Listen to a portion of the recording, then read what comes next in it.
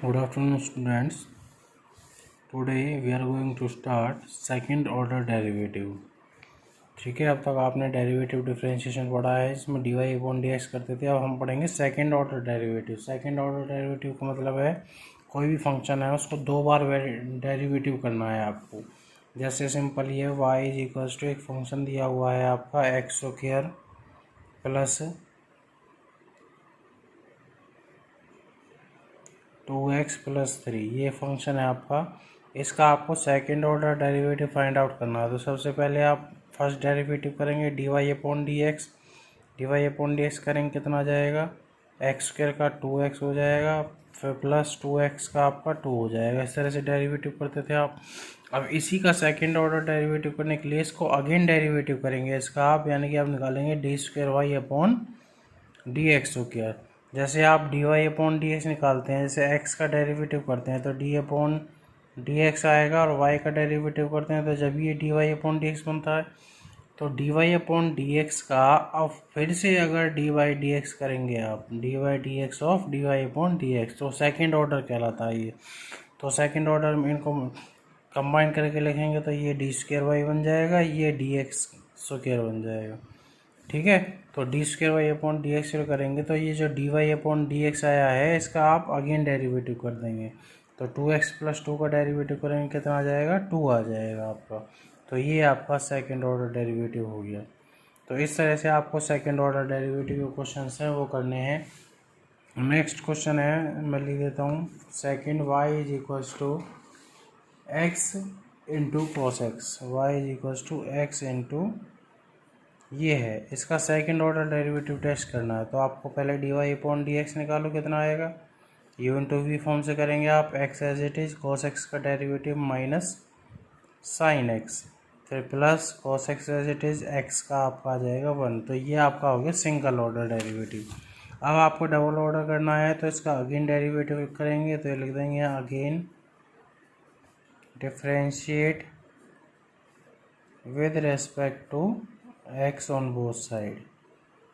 ठीक है, करो डिफरेंशिएट कितना आएगा, तो ये हो जाएगा d square y upon d x square is equal to ये माइनस एक्स साइन एक्स में यू इंटू वी फॉर्म लगाएंगे, minus x as it is sine x का कॉस एक्स, फिर plus sine x as it is minus x का minus 1।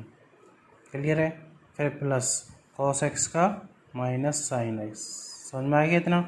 Minus x को you ले लिया आपने, साइन एक्स को वी ले लिया, तो minus x as it is पहले रखा पहले आपने, साइन एक्स का डेरिवेटिव कॉस एक्स हो गया, फिर प्लस आपके पास साइन एक्स को एज इट इज रखा आपने, माइनस एक्स का डेरिवेटिव -1 आ गया, फिर प्लस ये कॉस एक्स है, कॉस एक्स का माइनस साइन एक्स होता है, तो हो जाएगा minus x cos x, sine x और -1 की मल्टीप्लाई करेंगे माइनस साइन एक्स हो जाएगा ये, और plus minus minus sine x. तो ये आपका आ गया minus x cos x minus 2 sine x. तो ये आपका d square y upon d x square यानी कि डबल डेरिवेटिव आ गया फंक्शन का। ठीक है, क्लियर है। नेक्स्ट क्वेश्चन हम करते हैं, थर्ड क्वेश्चन है हमारा।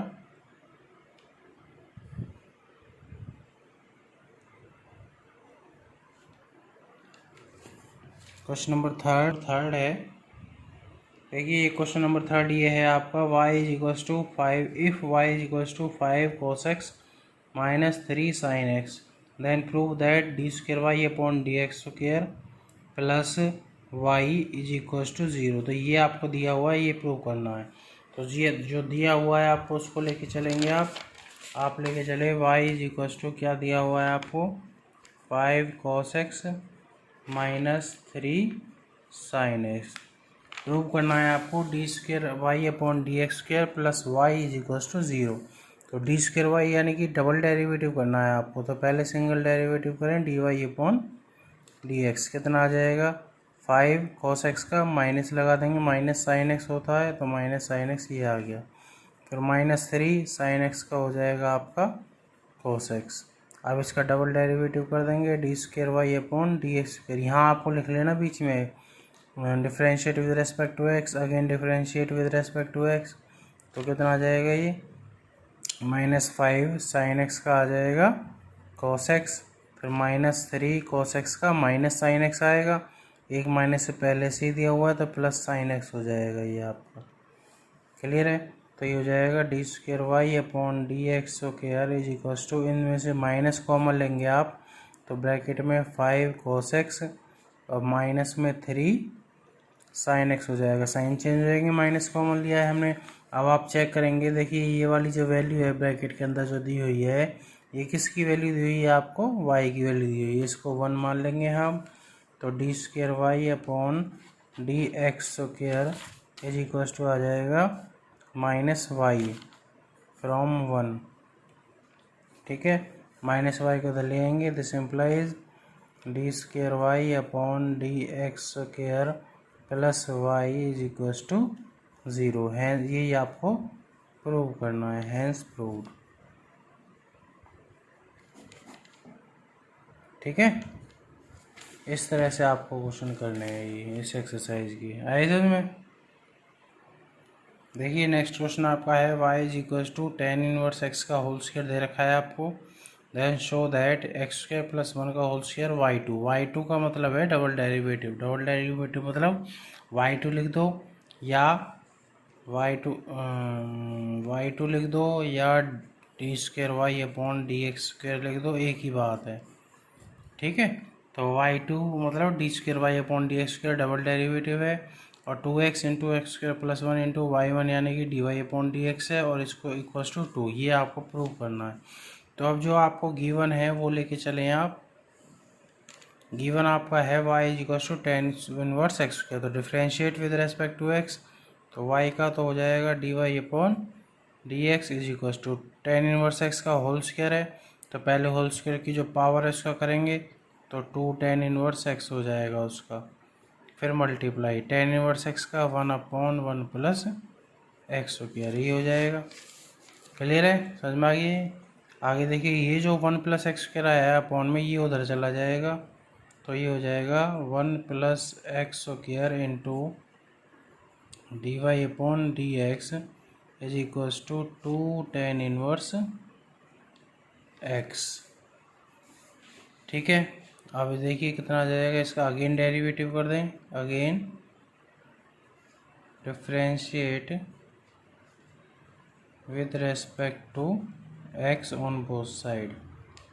तो इसका करेंगे आप, इसमें u इंटू वी फॉर्म लगाएंगे, तो 1 plus x square as it is रहेगा, dy/dx का आ जाएगा d²y/dx स्क्वायर, फिर प्लस आपकी बार dy/dx एज इट इज़ रहेगा, 1 प्लस एक्स स्क्वायर का करेंगे 2x आ जाएगा, क्योंकि 1 का तो 0, एक्स स्क्वायर का 2x हो जाएगा। ये तो हो गया u इंटू वी से, इक्वल्स टू में 2 इंटू tan इनवर्स x का 1/1 प्लस एक्स स्क्वायर। ठीक है, अब क्या करना है आपको, ये जो अपॉन में 1 प्लस एक्स स्क्वायर आ गया, इस पूरी जो दे रखा है कंप्लीट इक्वेशन को 1 प्लस एक्स स्क्वायर से मल्टीप्लाई कर देंगे। तो यहाँ लिखेंगे मल्टीप्लाई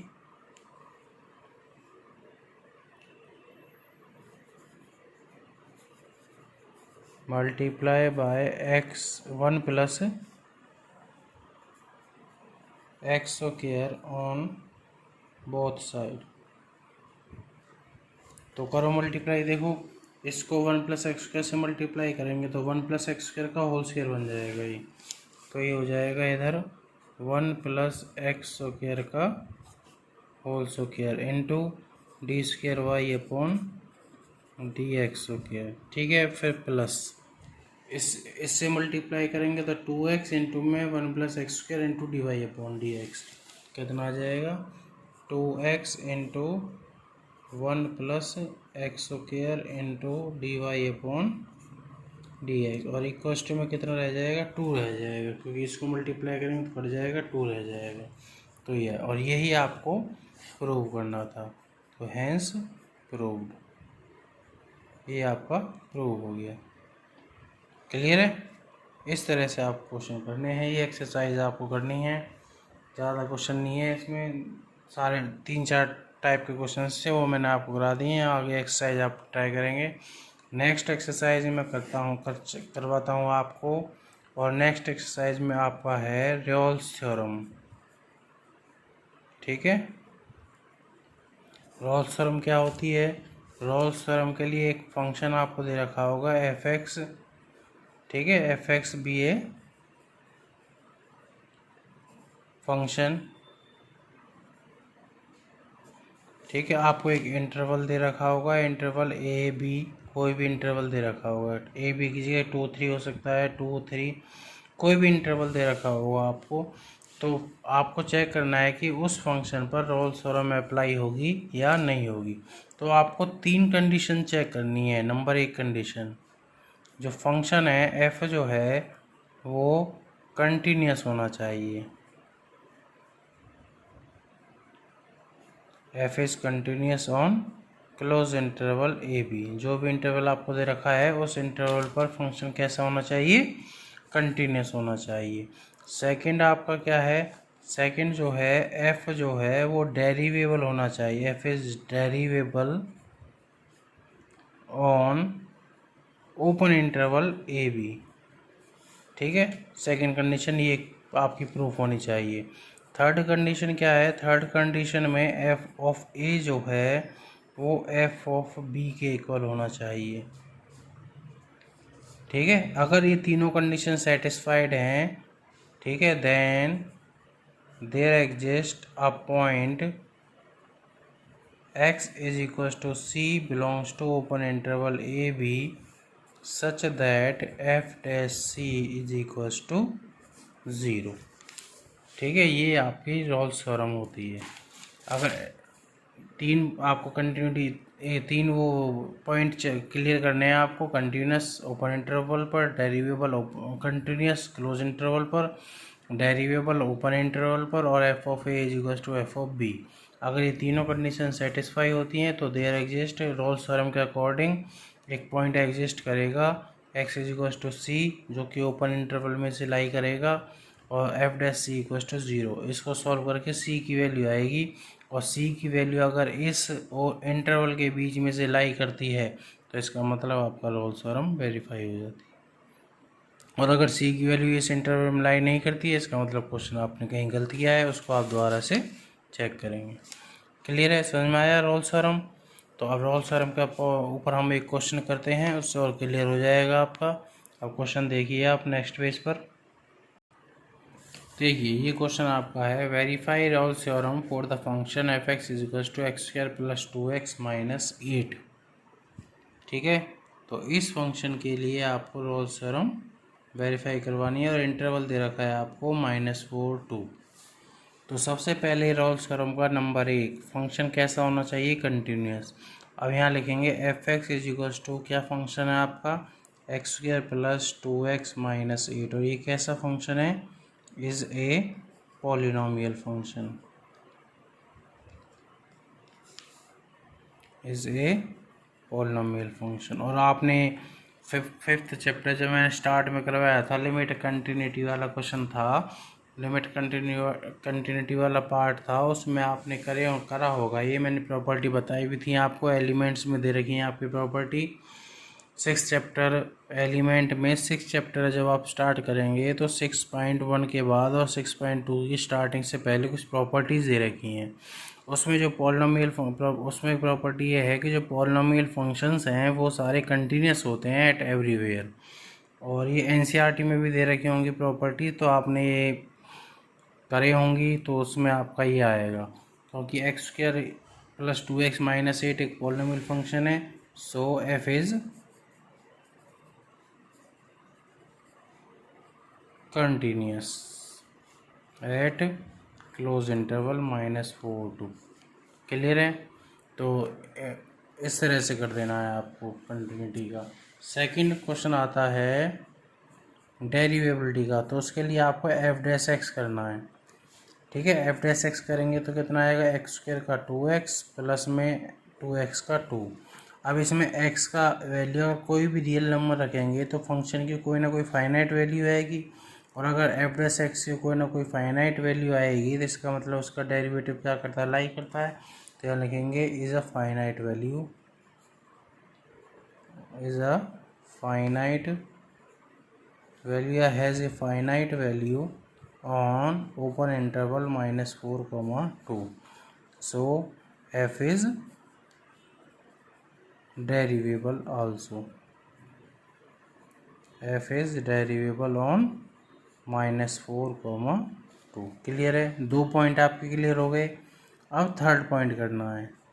थर्ड पॉइंट में एफ ऑफ ए यानी कि एफ ऑफ -4, तो करेंगे कितना आएगा, -4 का स्क्वायर, यानी कि एक्स की जगह -4 रखना है आपको, एक्स की जगह -4, तो -4 का स्क्वायर +2 इंटू एक्स की जगह -4 -8, तो करो कितना आएगा, -4 का स्क्वायर 16 -8 -8, तो कितना आ जाएगा 0।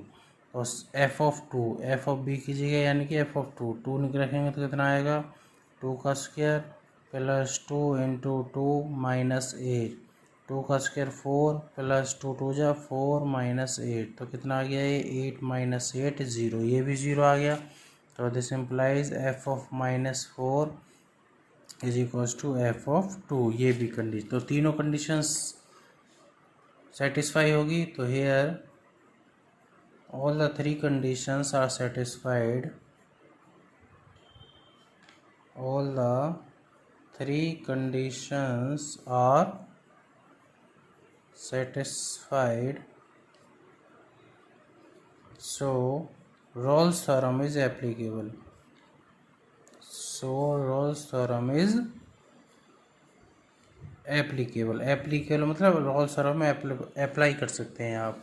और उसके अकॉर्डिंग क्या होता है, so there exist a point x is equals to c belongs to open interval -4 to such that f dash c जो होगा वो 0 के इक्वल लेना पड़ेगा आपको, ठीक है, ये कंडीशन होती है रोल्स थ्योरम की। अब एफ डैश सी कहाँ से आएगा, आपने सेकंड पॉइंट में एफ डैश एक्स निकाला है, इसमें आप एक्स की जगह क्या रख दोगे, सी रख दोगे, तो यहाँ से क्या आएगा आपका f dash c is equals to f dash c आ जाएगा आपका, रख दो यहाँ पे कितना आ जाएगा एक्स की जगह सी, तो एफ डैश सी आ जाएगा 2c + 2, तो यहाँ से आ जाएगा आपका एफ डैश सी की जगह 2c + 2 is equals to 0, 2c is equals to -2, c is equals to -2/2, 2 से 2 कट जाएगा, c की वैल्यू -1 आ जाएगी। अब लेकिन जो c की वैल्यू है वो ओपन इंटरवल इसमें से लाई कर दिया, -4 और 2 के बीच में आता है, -1 आता है, लाई करता है, तो बिलोंग्स टू -4 2, तो hence Rolle's theorem is verified, hence Rolle's theorem is verified, तो यहाँ पे आपकी Rolle's theorem वेरीफाइड हो चुकी है, ठीक है। इस तरह से जितने भी क्वेश्चन आपके आए Rolle's theorem के ऊपर, सभी क्वेश्चन इसी तरह से करते हैं। और आपसे यदि कहा जाए कि चेक करिए कि रोल्स थ्योरम एप्लीकेबल है या नहीं है, तो केवल ये 3 कंडीशन सेटिस्फाई करवानी है, आगे सॉल्व नहीं करना है आपको। और अगर क्वेश्चन में आ जाए कि वेरीफाई रोल्स थ्योरम, तो आपको ये कंप्लीट प्रोसेस करना है। क्लियर है, समझ में आया? एक और क्वेश्चन करवा देता हूँ मैं आपको इसका। एक सेकेंड क्वेश्चन इसका है आपका f of x is equals to, ये ग्रेटेस्ट इंटीजर ऑफ एक्स है, ये ग्रेटेस्ट इंटीजर का साइन होता है, और 4x बिलोंग्स टू 5, 9, तो आपको इस इंटरवल पर ये ग्रेटेस्ट इंटीजर फंक्शन है, इसको बताना है कि इस पे रोल्स थ्योरम अप्लाई करती है, वेरी एप्लीकेबल है या नहीं है। तो सबसे पहले कंडीशन, फंक्शन को कंटिन्यूस प्रूव करना है। अब इसमें ग्रेटेस्ट, आपके पास ये प्रॉपर्टी नहीं होती कि ग्रेटेस्ट इंटीजर फंक्शन जो है कंटिन्यूस होते हैं, ये कोई प्रॉपर्टी नहीं होती आप, तो यहाँ आपको कंटिन्यूटी चेक करनी पड़ेगी। कंटिन्यूटी चेक करने के लिए मैंने आपको एक मेथड बताया है पीछे, LHL RHL वाला मेथड बताया है, उस मेथड से इसकी कंटिन्यूटी चेक करेंगे। अब आप ये कहेंगे कि कंटिन्यूटी चेक तो करेंगे, लेकिन पॉइंट किस पर चेक करेंगे, तो पॉइंट क्या करेंगे हम, इस इंटरवल में इसके में से कोई भी एक पॉइंट उठा लेंगे। सपोज करो हमने @x = 6 ले लिया, इसके बीच में से 6 ले लो, 7 ले लो, 8 ले लो, 5 ले लो, 9 ले लो, कुछ भी ले लो, ठीक है, होना चाहिए 5 और 9 के बीच में से, या 5 और 9 होना चाहिए। तो इसमें अगर इसमें से 6 पॉइंट ले लिया, अगर 6 पर भी ये कंटिन्यूस नहीं आता है तो इसका मतलब कंटिन्यूस फंक्शन होगा ही नहीं। अगर एक भी पॉइंट ऐसा मिल जाता है इस इंटरवल में जिस पर फंक्शन कंटिन्यूस ना हो तो ये फंक्शन कंटिन्यूस होगा ही नहीं। तो चेक करो इसमें कितना जाएगा। अब हम निकालेंगे एल एच एल निकालने के लिए क्या करते हैं, limit x tends to 6 negative, तो फंक्शन क्या आएगा, ग्रेटेस्ट इंटीजर ऑफ x। अब पुट करेंगे x is equals to 6 minus h, तो सारा फंक्शन एच में चेंज हो जाएगा, तो लिमिट भी आपकी h टेंस टू 0 में चेंज हो जाएगी, क्योंकि x की वैल्यू 6 रख देंगे, यहाँ कट जाएगा 6 से 6, h की वैल्यू 0 आएगी, तो चेंज हो जाएगा ये लिमिट h टेंस टू 0 और ग्रेटेस्ट इंटीजर में आएगा 6 माइनस एच। अब यहाँ डायरेक्ट h की जगह लिमिट 0 नहीं रखेंगे, गलत हो जाएगा। अब h टेंस टू 0 का मतलब क्या है, h की जो वैल्यू है 0 के बहुत ही नियर है, बहुत ही पास है। सपोज करो हमने h की वैल्यू 0.1 ले ली, तो 6 में से 0.1 माइनस करेंगे तो कितना बचेगा, 5.9 आएगा। यहाँ जैसे हमने यहाँ माइनस कर दिया 6 माइनस 0.1, तो कितना बचा, 5.9 बचा ग्रेटेस्ट इंटीजर में। अब 5.9 से ग्रेटेस्ट इंटीजर का मतलब ये होता है, अगर आपके पास इसके अंदर अगर कोई पॉइंट में या पी अपॉन क्यू की फॉर्म में कोई वैल्यू दे रही है तो आपको इंटीजर आना चाहिए। इसको जब सॉल्व करेंगे तो इसमें से इंटीजर वैल्यू बाहर लेनी है, और इंटीजर वैल्यू भी वो वाली बाहर लेनी है जो ओरिजिनल वैल्यू से कम हो। अब 5.9 से छोटा इंटीजर हमें बताना है क्या आएगा। 5.9 से छोटा इंटीजर कितना आएगा, 5 आएगा। तो 6 माइनस एच करेंगे तो कितना आ जाएगा आपका, 5 आ जाएगा। ये तो हो गई LHL। अब ऐसे ही करेंगे RHL में इधर 6 प्लस आ जाएगा, तो 6 प्लस करेंगे तो 6 प्लस 0.1 हो जाएगा, 6.01 हो जाएगा। 6.01 से छोटा इंटीजर क्या आएगा, 6 आएगा, तो इधर 5 आया, इधर 6 आ जाएगा। देखिए RHL निकालेंगे, RHL आएगा limit x tends to 0 positive, 0 positive का मतलब फंक्शन यही रहेगा। अब पुट करेंगे x is equals to 0 plus h, तो h टेंस टू 0 लिमिट आएगी, यहाँ आएगी लिमिट h टेंस टू 0 और यहाँ आएगा 6 प्लस एच। और h टेंस टू 0 है तो जैसे h की वैल्यू वही 0.1 लेते हैं और 6 में ऐड करेंगे तो कितना बनेगा, ये 6.01 बनेगा। इससे छोटा इंटीजर क्या आएगा, 6, तो 6 में कुछ ऐड करेंगे तो उससे छोटा क्या बनेगा, 6, तो इसकी वैल्यू क्या आ जाएगी, 6। अब ये दोनों इक्वल नहीं आए, LHL is not equals to RHL, तो पहली कंडीशन ही फेल हो गई आपकी रॉल्स थ्योरम की। तो पहली कंडीशन ही फेल होगी तो आगे चेक करने की ज़रूरत ही नहीं है इसको, तो लिख दोगे यहाँ Rolle's theorem is not applicable. So here Rolle's theorem is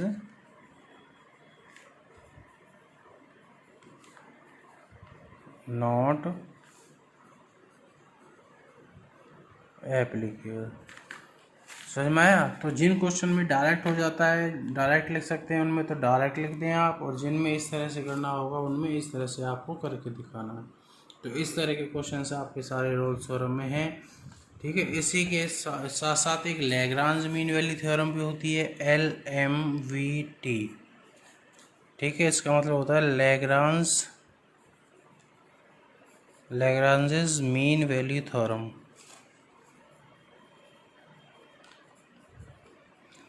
Lagrange mean value theorem में केवल 2 स्टेप करने होते हैं आपको। पहला स्टेप में फंक्शन क्या होता है, continuous close interval a b पर, और सेकंड फंक्शन इज डेरिवेबल